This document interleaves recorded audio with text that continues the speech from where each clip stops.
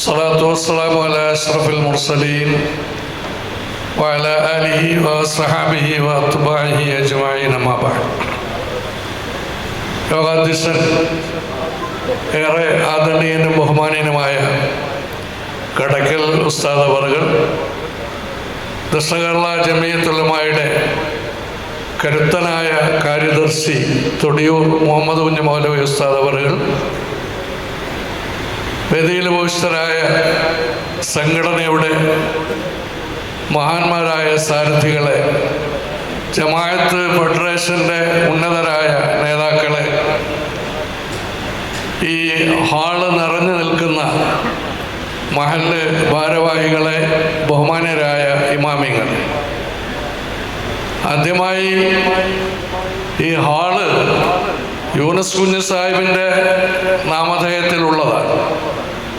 ദക്ഷിണ കേരള ജമിയത്തുൽ ഉലമായുടെ പഴയ സമ്മേളനങ്ങൾക്കും യോഗങ്ങൾക്കും ഒക്കെ വരുമ്പോൾ ഇവിടെ നിറഞ്ഞു നിൽക്കുന്ന ഒരു വ്യക്തിത്വമായിരുന്നു യൂനുസ് കുഞ്ഞ് സാഹിബ്. അദ്ദേഹം MLA ആയിരുന്നു, ജമാഅത്ത് ഫെഡറേഷൻ്റെ നേതാവായിരുന്നു, ജമിയത്തുൽ ഉലമായുടെ തന്നെ ബഹുമാനപ്പെട്ട ഉസ്താദന്മാരുടെ സഹചാരിയായിരുന്നു. അല്ലാഹു തആല അദ്ദേഹത്തിൻ്റെ പരലോക ജീവിതം സന്തോഷകരമാക്കട്ടെ എന്ന് ആത്മാർത്ഥമായി ഞാൻ പ്രാർത്ഥിക്കുന്നു. ഈ സൗകര്യങ്ങളൊക്കെ അദ്ദേഹത്തിൻ്റെ മോനാണ് എൻ്റെ അടുത്തിരിക്കുന്നത്. സൗകര്യങ്ങളൊക്കെ അൽഹംദുലില്ലാ ആ നിലയിലൊക്കെ നമുക്ക് ഒരുക്കി തന്നിട്ടുള്ളതാണ്. രണ്ട്, നമ്മളെല്ലാവരും വലിയൊരു പ്രസ്ഥാനത്തിൻ്റെ ഘടകങ്ങളാണ്. ബഹുമാനപ്പെട്ട CA ഉസ്താദ് പറഞ്ഞതുപോലെ ആ പ്രസ്ഥാനത്തോട് ചേർന്ന് നിൽക്കുമ്പോഴാണ് നമുക്ക് അത്ഭുതങ്ങൾ സൃഷ്ടിക്കാൻ കഴിയുക. നമ്മൾ ആരാൻ്റെ വിറകുവെട്ടികളും വെള്ളം കോരികളുമായി ജീവിക്കേണ്ടവരല്ല. നമ്മൾ സടകുടൻ എഴുന്നേറ്റാൽ നമ്മുടെ മുമ്പിൽ മറ്റുള്ളതെല്ലാം ശൂന്യമാണ്. ആ വസ്തുത മനസ്സിലാക്കുന്ന കാര്യത്തിലാണ് നമ്മൾ പരാജയപ്പെടുന്നത്.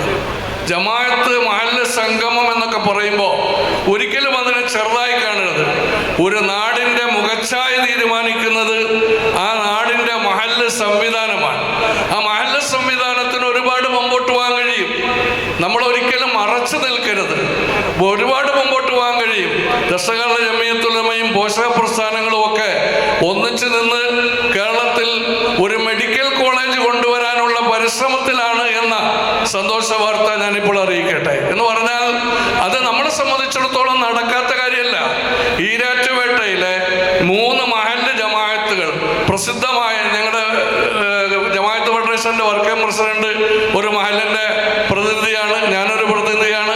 ഈ 3 മഹല്ല് ജമാഅത്തുകൾ ഒന്നിച്ചു കൂടിയിട്ട് 200 സ്റ്റാഫും ഏതാണ്ട് 50ഓളം ഡോക്ടർമാരുമുള്ള വലിയൊരു ആശുപത്രി നടത്തി പോവുക. കേരളത്തിൽ തന്നെ മഹല്ല് ജമാഅത്ത് നടത്തുന്ന ആശുപത്രികളിൽ ഏറ്റവും വലുത് ഈരാറ്റുപേട്ട PMC ഹോസ്പിറ്റലാണ്. എങ്ങനെ നടത്താൻ കഴിയും? ഞാൻ ഡോക്ടറല്ല, സക്കീർ സാഹിബ് ഡോക്ടറല്ല, ഞങ്ങളുടെ കമ്മിറ്റി ഡോക്ടർമാരില്ല. പിന്നെ എങ്ങനെയാണ് ഈ ആശുപത്രി 17 കൊല്ലമായിട്ടല്ലേ 15 കൊല്ലമായിട്ട് നടത്തി വരുന്നത്? അതിന് ഡോക്ടറുടെ ഒന്നും ആവശ്യമില്ല. നമ്മൾ സടകുടൻ എഴുന്നേൽക്കുകയും ശക്തമായി നിലനിൽക്കുകയും ചെയ്താൽ മഹല്ലുകളിൽ, നാടുകളിൽ അത്ഭുതങ്ങൾ സൃഷ്ടിക്കാൻ കഴിയും. എന്ത് നമ്മൾ ശ്രദ്ധിക്കുന്നില്ല?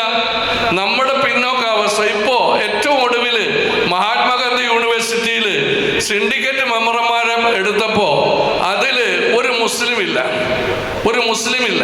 ഞാൻ എൻ്റെ പ്രാദേശിക ഒരു കാര്യം പറയുകയാണ്. മുസ്ലിം ഇല്ലാതെ വന്നപ്പോൾ നമ്മൾ വിടുവോ? നമ്മൾ ബന്ധപ്പെട്ട ഉടൻ തന്നെ ഒരു മുസ്ലിം പ്രാതിനിധ്യമില്ലാത്ത സിൻഡിക്കേറ്റ് വന്നാൽ ഗാന്ധിജി യൂണിവേഴ്സിറ്റിയിൽ ഉണ്ടാകുന്ന ചില നഷ്ടങ്ങളുണ്ട്. നമ്മൾ അതിനെക്കുറിച്ച് സംഘടനാ ബാനറിൽ തന്നെ ആവശ്യപ്പെട്ടു. നിർബന്ധമാണ്, തന്നേ പറ്റൂ. തീർച്ചയായിട്ടും അവർ പരിഗണിച്ചുകൊണ്ടിരിക്കുകയാണ്. ഞാനത് പറയുന്നത് പ്രാദേശിക തലത്തിലും കേരള അടിസ്ഥാനത്തിലുമുള്ള സമുദായത്തിൻ്റെ പ്രശ്നങ്ങളിൽ ശക്തമായ ചുവട്. നിങ്ങൾ ജമാഅത്ത് ഫെഡറേഷൻ്റെ ബാനറിൽ ഒരു കത്ത് കൊടുത്തു നോക്ക്, കളക്ടർക്ക് ഒരു കത്ത് കൊടുത്തു നോക്കും, ഉയർന്ന ഉദ്യോഗസ്ഥന്. അയാളത് അവഗണിക്കൂല. ഇവിടെ ചില കടലാസ് പുലികളുണ്ട്, പേടിക്കണ്ട. കടലാസ് പുലി എന്ന് പറഞ്ഞാൽ മനസ്സിലാക്കി, ചില കൗൺസിലുകളും മറ്റു ചിലതും ഒക്കെ ഉണ്ട്. ജമാഅത്ത് കൗൺസിൽ അല്ലേ, കടലാസ് പുലികൾ. ഈ കടലാസ് പുലിയൊന്നും പുലിയല്ല. ഭിത്തിയുടെ മുകളിൽ വെച്ചിരിക്കുന്ന സിംഹം ഒരിക്കലും സിംഹമല്ല. മെഴുകി കൊണ്ടുണ്ടാക്കിയ ആപ്പിൾ ഒരിക്കലും ആപ്പിളും അല്ല. അത്തരം കാര്യം ഇപ്പോൾ ഒരു വസ്തുത ഇവിടെ വ്യക്തമാണ്. 1500ഓളം പേരുടെ സീറ്റ് കപ്പാസിറ്റിയുള്ള ഈ ഹാളിലേക്ക് നിങ്ങൾ നോക്ക്. ദക്ഷിണ കേരളത്തിൽ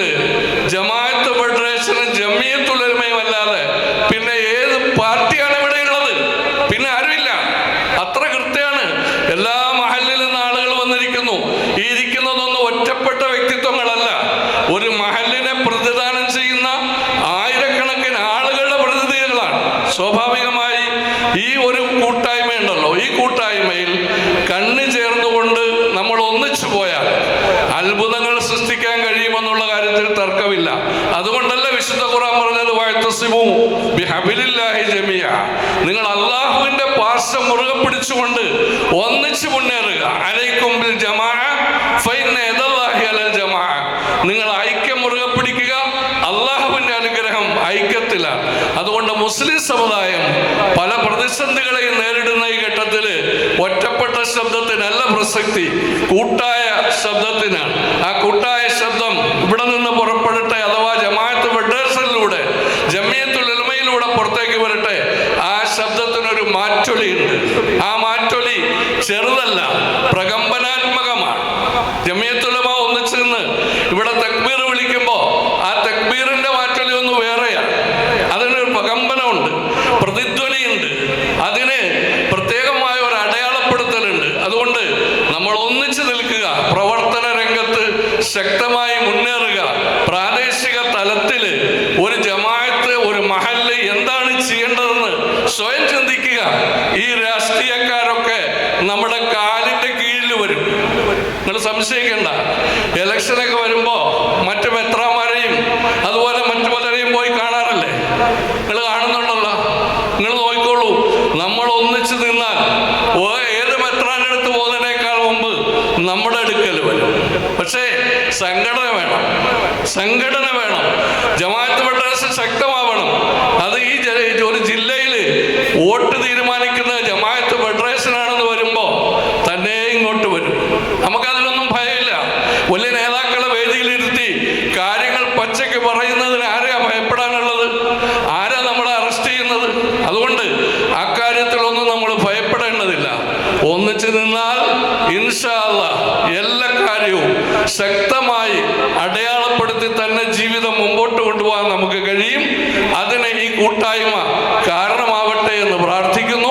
ഓരോ മഹല്ലിലും നവോത്ഥാന പ്രവർത്തനങ്ങൾ ശക്തമായി വരട്ടെ. എല്ലാ മഹല്ലിലും വെറും പള്ളി ഭരിക്കലും, പള്ളി അല്ലെ മദ്രസ അല്ലെ അടക്കല് നിക്കാഹ് അല്ല, മറിച്ച് ഒരു മഹല്ലിന്റെ സമൂലമായ പരിവർത്തനത്തിന് കാരണക്കാരായി വരേണ്ടത് മഹല്ല് ഭാരവാഹികളും വന്നിരായ ഉസ്താദന്മാരുമാണ്. അതാണ് നേരത്തെ പറഞ്ഞത്, രണ്ടുപേര് നന്നായാൽ സമുദായം നന്നായി. അൽ ഉലമാഉ വൽ ഉമറ. അതെ, രണ്ടും ഇവിടെ ഒരുപോലെയാണ്. കൗൺസിൽ ഉണ്ടാക്കി കടലാസ് വിളി കാണിച്ച് ആലിമീങ്ങളെ മാറ്റി നിർത്തി വല്ല കാര്യമുണ്ട്? ഇത് രണ്ടും ഒരു ചക്രത്തിന്റെ, ഒരു വാഹനത്തിന്റെ ചക്രം പോലെ രണ്ടും ഒന്നിച്ചു പോയാൽ ഒരുപാട് കാര്യങ്ങൾ നമുക്ക് നേടാൻ കഴിയും. അതുകൊണ്ട് ഞാൻ നീട്ടുന്നില്ല. അൽഹംദുലില്ലാഹ്, വളരെയേറെ സന്തോഷമുണ്ട്. ദശകള ജമിയത്തുൽ ഉലമ ഓരോ ചുവടുവെപ്പിലും അത് ശക്തമായി മുന്നേറിക്കൊണ്ടിരിക്കുകയാണ്. കാറ്റുവീഴ്ച ഒന്നും നമ്മളെ ബാധിക്കാറില്ല. അതൊക്കെ അവരവരുടെ ആളുകൾ അതുമായിട്ട് പോയിക്കൊള്ളും.